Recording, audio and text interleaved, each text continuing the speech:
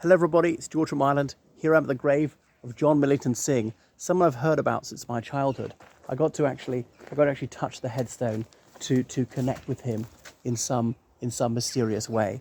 So he's born in an upper middle class Protestant family in Dublin. His dad was a highly successful barrister, so he was often home tutored because he was a very sickly child. But despite his Anglophone Protestant Dublin background, he was fascinated by Western, rural, Catholic, Irish-speaking Ireland, and he was a compositor of folklore. He was a gifted musician, and he got a degree in music, Trinity College Dublin. He went to Paris and Germany to study music, but he's best known as a writer, and he only wrote for 6 years all his plays. Was it Deirdre of the Sorrows, Riders to the Sea, most famously Playboy of the Western World, invented the term Playboy. The magazine later on took its name from that.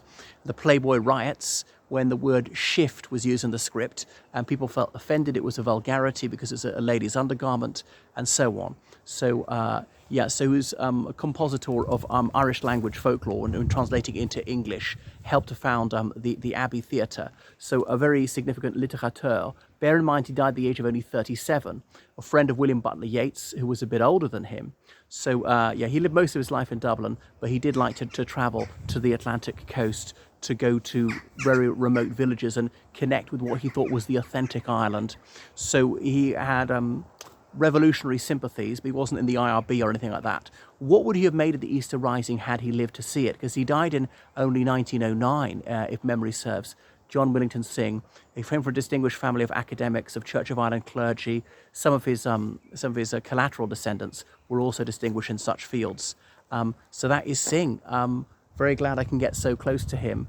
There's so much more to say about him, but unfortunately, my memory is running out on the laptop very soon. Here I'm still in Mount St. Jerome Cemetery in Dublin, so south of the river. He grew up in Rathfarnham, not very far from here. Okay, so buried there with his sister, and is it his two sisters? Okay, no, his mother and so on.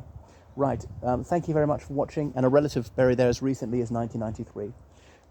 Okay, so helped to be director of the National Theatre and all that, reviving part of the Gaelic revival, interested in Irish Ireland as he perceived it, despite him being almost exclusively of English ancestry, but they were 17th century English immigrants to Ireland.